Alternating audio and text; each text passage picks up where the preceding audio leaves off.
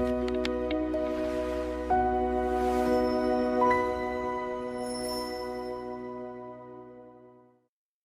everyone, কি খবৰ আপোনালোকৰ? আশা কৰোঁ সকলো ভালে আছে। Welcome back to another video' of Ankuran ACS Academy. So আজি আমি এটা নতুন টপিক লৈ আছো যোনটো বৰ্তমান নিউজত চলি আছে। এটো হ'ল ইকো সেনসিটিভ জোন। সো ইকো সেনসিটিভ জোন এই শব্দটো বৰ্তমান সময়ত নিউজত কিয় চলি আছে? আহকচোন তাৰ আমাৰ যোনটো বৰ্তমান কাৰেন্ট এফেয়াৰ্ছত কিয় চলি আছে এটো চাও আমি। চাওক, ৰিসেন্টলি আমাৰ আসাম গভৰ্ণমেণ্টে কি কৰিছে, আমাৰ যোনটো কাজিৰঙাত ইকো সেনসিটিভ জোনটো আছে, ইকো সেনসিটিভ জোনটো হেতু বৰ্তমান সময়ত আমাৰ 10 কিলোমিটাৰ আছে, ঠিক আছে। সো হেতু ৰিডিউস কৰি পেলাই 1 কিলোমিটাৰলে নিবলৈ চেষ্টা কৰি আছে। সো হেতুৱে বৰ্তমান সময়ত নিউজত চলি আছে। সো হেই নিয়া কাৰণটো কি বা কিয় কৰিব চেষ্টা কৰিছে তুমি পিছত পাতিম। তাৰ পোন প্ৰথমে আমি জানিব চেষ্টা কৰো ইকো সেনসিটিভ জোননো কি হয়, ঠিক আছে। সো চাওক, যদি ডেফিনেশনটো ক'ব যাও, what is eco sensitive zone? An eco sensitive zone is also known as an ecologically fragile area, ঠিক আছে। কি বুলি কোৱা যায়? ecologically fragile area, মন ৰাখিব এটা ইম্পৰ্টেন্ট হয়, ecologically fragile area is a buffer area notified under protected areas like national park, wildlife sanctuaries to minimize human impact on highly fragile ecosystem. So চাওক, এনেকুৱা হলে কি হয় মানে ইকো সেনসিটিভ জোন এটা ধৰি লওক এখন আমাৰ কাজিৰঙা নেশ্যনেল পাৰ্ক, ঠিক আছে, কাজিৰঙা নেশ্যনেল পাৰ্ক। সো এনেকুৱাকে এটা মানে ধৰ এখন কাজিৰঙা নেশ্যনেল পাৰ্ক এটা ধৰ ডাঙৰ গোটেই এখন, ঠিক আছে।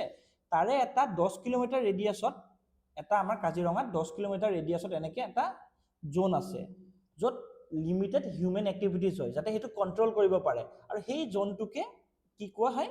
ইকো সেনসিটিভ জোন। এইটো একচুয়ালি এটা বাফাৰ জোন বুলিও ক'ব পাৰো আমি, বাফাৰ জোন, ঠিক আছে। কি বুলি কোৱা যায়? এটা বাফাৰ জোন বুলি ক'ব পাৰো, য'ত মানে হিউম্যান এক্টিভিটিজবোৰ আইদাৰ কিছুমান পাৰমিটেড থাকে, কিছুমান ৰেগুলেটেড থাকে, নহলে কিছুমান প্ৰহিবিটেড থাকে, ঠিক আছে। সো মনত ৰাখিব ইকো সেনসিটিভ জোন এটা মানে কি, মেইন আমাৰ কাজিৰঙাখনৰ কথাই কৈ আছো। কাজিৰঙাৰ ধৰি লওক যোনটো 10 কিলোমিটাৰ ৰেডিয়াছত এটা আছে, হেতু ইকো সেনসিটিভ জোন। মানে হেতু তাত হিউম্যান এক্টিভিটিজ মোৰলেস কিছুমান প্ৰহিবিটেড থাকে, কিছুমান ৰেগুলেটেড থাকে, কিছুমান পাৰমিটেড থাকে। সো এটা বাফাৰ জোন হয়, যাতে আমাৰ প্ৰটেক্ট কৰিব পাৰো যোনটো ধৰি লওক আমাৰ নেশ্যনেল পাৰ্কবোৰে হওক, নহলে ওয়াইল্ড লাইফ সেঞ্চুৰীজবোৰে হওক, যাতে আমাৰ নেশ্যনেল পাৰ্ক বা ওয়াইল্ড লাইফ সেঞ্চুৰীজবোৰ সংৰক্ষণ কৰিব পাৰো। বুজি পাইছেনে? এটা যোনটো ইকো সেনসিটিভ জোন শব্দটো মানে ইকো সেনসিটিভ জোন যোনটো লিগেলি হয়নে? চাওক, this zones are legally designated by ministry of environment, forest and climate change. কোনে লিগেলি ডেজিগনেট কৰিছে? আমাৰ MOEFCA, মানে ministry of environment, forest and climate change. কিহৰ আন্ডাৰত কৈছে? এনভাইৰনমেন্ট প্ৰটেকশন এক্ট 1986 আন্ডাৰত আমাৰ ইকো সেনসিটিভ জোনটো লিগেলি ডেজিগনেট কৰি থোৱা আছে, ঠিক আছে। বুজি পাইছে আপোনালোকে? সো মই আকৌ এবাৰ আপোনাক ডায়াগ্ৰামেটিকলি বুজাই দিব চেষ্টা কৰো। ধৰি লওক আমাৰ এখন ধৰি লওক আমাৰ গোটেইখন আমাৰ কাজিৰঙা নেশ্যনেল পাৰ্ক, ঠিক আছে। এখন কি হয়? Kaziranga national park. এখন গোটেইখনে হয়, কিন্তু তাৰ 10 কিলোমিটাৰ ৰেডিয়াছত আমাৰ কাজিৰঙাখনক 10 কিলোমিটাৰ ৰেডিয়াছত এটা আৰু এটা জোন বনাই থোৱা আছে 10 কিলোমিটাৰ, ঠিক আছে। 10 কিলোমিটাৰ এটা জোন বনাই থোৱা আছে। এই জোনটোক কয় ইকো সেনসিটিভ জোন। আৰু এই জোনটোৰ কাম হ'ল আমাৰ একদম কোৰ এৰিয়াখিনিক সংৰক্ষণ কৰা, ঠিক আছে। ইয়াত লিমিটেড হিউম্যান এক্টিভিটিজ এলাউ কৰা। বুজি পালে? সো আহকচোন আমি তাত কেনেকুৱা ধৰণৰ একচুয়ালি মেইন পাৰপজটো কিনো ইকো সেনসিটিভ জোনৰ হেতু চাই লওঁ প্ৰথম। কোৰ পাৰপজটো কি? শক এবজৰ্বাৰ্ছ হিচাপে কাম কৰে। চাওক, আমি যেতিয়া বাইক এখনত চলাও, এনেকুৱা এডাল থাকে না বাইকত, এনেকুৱা এডাল থাকে না, এডালক কি বুলি কয়? এডালক শক এবজৰ্বাৰ বুলি কয় নকয়? যেতিয়া গাত ধৰক গাঁতৰ নিচিনা আহিলে, ৰাস্তাটোত গাঁত আহিলে, তেতিয়া যেতিয়া আপোনাৰ গাড়ীটোৰ চকাখন সোমাই যায়, এটা কুশনৰ নিচিনা দিয়ে নে আপোনাৰ, যাতে আপোনাৰ কঁকালক আপোনাৰ দুখ নাপায়। সেনেকে ইকো সেনসিটিভ জোনো এটা শক এবজৰ্বাৰ হিচাপে কাম কৰে। এটা কিহৰ মাজত?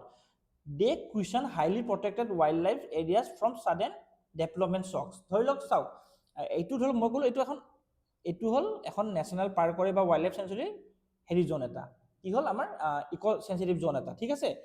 ধৰি লওক এইখিনি মেইন নেশ্যনেল পাৰ্কৰ গোটেই এৰিয়াটো। সো এই জোনটোৱে এই জোনখিনিৰ লগত এটা বাফাৰ জোন হিচাপে কৰে, শক এবজৰ্বাৰ হিচাপে এটা নিজকে বনাই ৰাখে, যাতে ইয়াত বেছি ডেভেলপমেন্ট এক্টিভিটিজ হ'ব নোৱাৰে, যাতে কোৰ এৰিয়াটো যোনটো হাইলি প্ৰটেক্টেড এৰিয়াখিনি যাতে সংৰক্ষণ হ'ব পাৰে।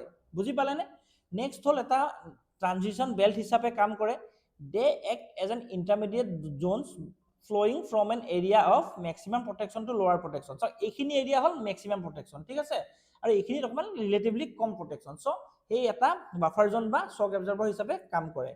Conflict mitigation, they help reduce man animal conflicts by preserving national wildlife corridors. মানে কি হয় চাওক, ইয়াত যেটো কোৰ এৰিয়া হয়, হাইলি প্ৰটেক্টেড এৰিয়া হয়, সো ইয়াত জীৱ জন্তু বেছি থাকিব, আৰু ইয়াত ধৰ যেটো হিউম্যান সেটেলমেন্টটো হ'ব পাৰে, ধৰ মেইন চাওক ইকো সেনসিটিভ জোনত হিউম্যান সেটেলমেন্ট তেনেকে পাৰমিটেড নাই। সো ইয়াত ধৰি লওক হিউম্যান এনিমেল কনফ্লিক্টটো ৰিডিউস কৰিবৰ কাৰণে সো এইখিনি ইকো সেনসিটিভ জোন বনোৱা থাকে। বুজি পালে নে আপোনালোকে? আশা কৰো বুজি পাইছে। আহক এতিয়া ক্লাসিফিকেশন কৰো, কোনখিনি বস্তু প্ৰহিবিটেড, কোনখিনি বস্তু ৰেগুলেটেড আৰু কোনখিনি বস্তু পাৰমিটেড। একদম টোটালি প্ৰহিবিটেড আছে, কমাৰ্শিয়াল মাইনিং কৰিব নোৱাৰে আমাৰ ইএসজি ভিতৰত, পলিটিং ইন্ডাস্ট্ৰিজ বনাব নোৱাৰে, মেজৰ হাইড্ৰো ইলেক্ট্ৰিক প্ৰজেক্টস বনাব নোৱাৰে, আৰু ছ মিলস বনাব নোৱাৰে, ঠিক আছে। ৰেগুলেটেড কি কি আছে, মানে কোনখিনি এলাউড আছে, মানে ৰেগুলেটেড মানে কি, যদিও এলাউড আছে সেইখিনি তথাপিতো সেইখিনি মানে সেইখিনিও আমাৰ মানে চাব, মানে চৰকাৰে ডাইৰেক্টলি ইজিলি মানে পাৰমিশন দি পেলাই কাম কৰিব পাৰিব। যেনেকে ফেলিং অফ ট্ৰিজ, গছ গছনি কাটিব হলে ৰেগুলেটেড হয়, মানে কৰিব পাৰিব কিন্তু সুধি মেলি কৰিব লাগিব। ৰাস্তা বহোৱা ৰেগুলেটেড হয়। সেট আপ অফ হোটেলস অৰ ৰিজৰ্টস, ধৰি লওক কিছুমান সৰু সুৰা হোটেল ধৰি লওক একদম ভিতৰৰ জেগাত এলাউ কৰিব, কিন্তু এটা ৰেগুলেটেড, ৰেগুলেশন থাকিব তাত। ইলেক্ট্ৰিকেল কেবলস ৰেগুলেশন থাকিব, বুজি পাইছে নে? পাৰমিটেড, কোনখিনি বস্তু একেবাৰে পাৰমিশন আছে, এগ্ৰিকালচাৰ কৰিব পাৰিব, অৰ্গেনিক ফাৰ্মিং কৰিব পাৰিব, ৰেইন ৱাটাৰ হাৰ্ভেষ্টিং কৰিব পাৰিব, হৰ্টিকালচাৰ কৰিব পাৰিব। বুজি পালে নে? ইকো সেনসিটিভ জোনৰ ভিতৰতো কিছুমান বস্তু কি আছে, প্ৰহিবিটেড আছে, কিছুমান পাৰমিটেড আছে, আৰু কিছুমান ৰেগুলেটেড আছে। বুজি পাইছে আপোনালোকে? আশা কৰো বুজি পাইছে, নহয় জানো? ইজি হয় বস্তুখিনি। চাওক এতিয়া legal ফ্ৰেমৱৰ্কখিনি খুঁজক। notified under section 3 subclause 2 subclause V মানে 5 of the Environment Protection Act 1986, মানে কি section 3 through দি এক ৰেগুলেট কৰা আছে, কি হয় এনভায়ৰনমেন্ট প্ৰটেকচন এক্টৰ থ্ৰু দি। আৰু এটা কথা মন ৰাখিব, যোনটো 10 কিলোমিটাৰ ৰেডিয়াসটো কথা যে কৈ আছে, সেইটো নেশনাল ওয়াইল্ড লাইফ একশন প্লেনে দিয়া, ঠিক আছে। নেশনাল ওয়াইল্ড লাইফ একশন প্লেনে দিছিল যে প্ৰত্যেকখন ষ্টেটতে যদি প্ৰটেক্টেড এৰিয়া আছে, মানে নেশনাল পাৰ্ক আছে বা ওয়াইল্ড লাইফ সেঞ্চুৰী আছে, তেওঁলোকে 10 কিলোমিটাৰ এটা ইকো সেনসিটিভ জোন এটা বনাবই লাগিব। এইটো কোনে দিছে? নেশনাল ওয়াইল্ড লাইফ একশন প্লেনে দিছে, ঠিক আছে, মন ৰাখিব।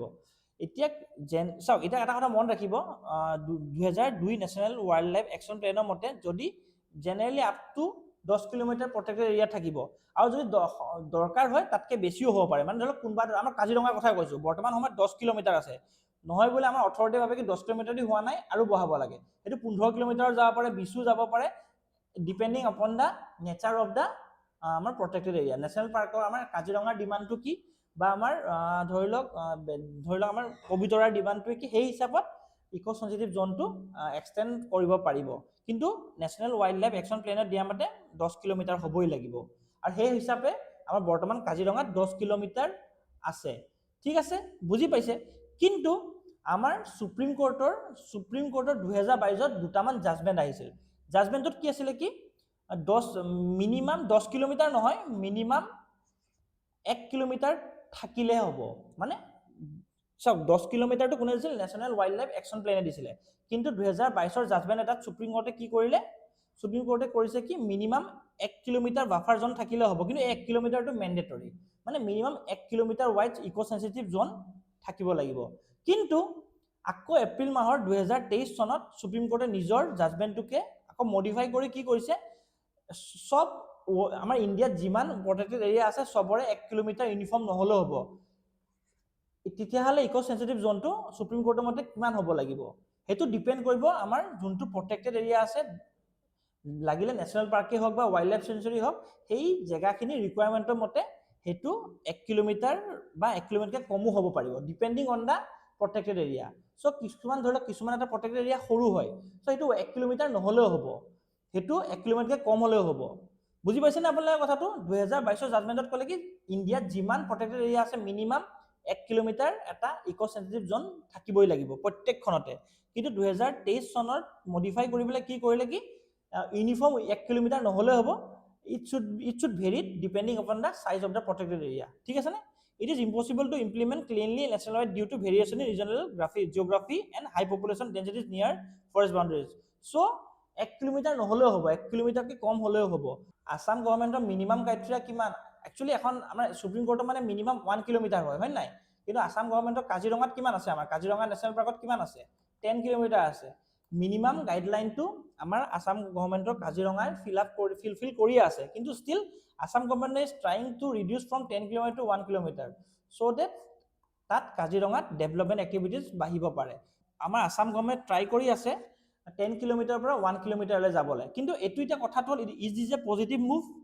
কথাটো হ'ল এতিয়া কথাটো এনেকুৱা হয়, is this a positive move? Assam গভৰ্ণমেণ্টে পজিটিভ মুভ কৰিছেনে? Just to develop the region, develop কৰিব চেষ্টা কৰিছে, কিন্তু at what cost? At what cost? কি কষ্টৰ বিনিময়ত ডেভেলপমেণ্ট কৰিব ট্ৰাই কৰি আছে? চাওক, আমাৰ যোনটো প্ৰটেক্টেড এৰিয়াৰ যোনটো ইক' চেঞ্চিটিভ জোনটো আছিলে আগতে 10 কিলোমিটাৰ আছিলে। চ' আগতে তাত হিউমেন এক্টিভিটিজ হওক ৰেগুলেটেড আছিল বা প্ৰহিবিটেড আছিল বা পাৰ্মিটেড আছিল। যদি এতিয়া 1 কিলোমিটাৰ কৰি দিয়া যায়, তেতিয়া কি হ'ব? জেগাটো সৰু হৈ যাব, তাত মোৰ এণ্ড মোৰ ডেভেলপমেণ্ট এক্টিভিটিজ আহিব, ৰেগুলেটেড বস্তুখিনি চেঞ্জ হৈ যাব, লগতে চবতছে ডাঙৰ বস্তু কি হ'ব? হিউমেন এনিমেল কনফ্লিক্ট হোৱাৰ চান্সেছ থাকে। হিউমেন এনিমেল কনফ্লিক্ট হোৱাৰ চান্সেছ থাকে। চ' এতিয়া এইটো পজিটিভ মুভ হৈছে নে নাই হোৱা এইটো আমি নাজানো। So' Assam government is trying to reduce the eco' sensitive zone from 10 kilometre to 1 kilometre. সেইটো আমি ভৱিষ্যতে দেখা পাম এইটো মুভটো পজিটিভ হৈছে নে নাই হোৱা। ষ্টিল আমি যদি বহুতো এনভাইৰমেণ্টেলিষ্টৰ কথা জানিব যাওঁ, এইটো এটা বেড মুভ, কাৰণ তেতিয়া আমাৰ প্ৰটেক্টেড এৰিয়াটো কমি যাব, য'ত আমাৰ কণ্ট্ৰল বহুত থাকিব পাৰে। চ' ভিডিঅ'টো শেষ কৰাৰ আগত আপোনালোকৰ কাৰণে এটা ESZ মানে ইক' চেঞ্চিটিভ জোনৰ ওপৰত এটা MCQ লৈ আহিছোঁ। আশা কৰোঁ আপোনালোকে যদি কনচেপ্টটো বুজি পাইছে, এই কুৱেশ্যনটোৰ এনচাৰটো দিব পাৰিব, আৰু এই কুৱেশ্যনটোৰ এনচাৰ আপোনালোকে মোক কমেণ্ট ছেকশ্যনত জনাওক। আৰু যদি আপোনালোকৰ এই এনচাৰটো মই দিব লাগে, আপোনালোকে আমাৰ টেলিগ্ৰাম একাউণ্ট আপোনালোকে আমাৰ টেলিগ্ৰাম একাউণ্টত পাই যাব, নহ'লে আপোনালোকে কি কৰিব, আমাৰ ইনষ্টা একাউণ্ট আছে, ইনষ্টা একাউণ্টত যাব, তাত আমাৰ এই এনচাৰটো মই দি দিম। ঠিক আছে?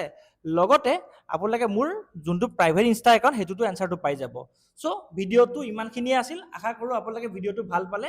যদি ভিডিঅ'টো ভাল পাইছে লাইক কৰিব, শ্বেয়াৰ কৰিব, আৰু যদি কোনোবাই ছাবস্ক্ৰাইব কৰা নাই চেনেলটো ছাবস্ক্ৰাইব কৰিও দিব। ভিডিঅ'টো সামৰিছোঁ, ধন্যবাদ।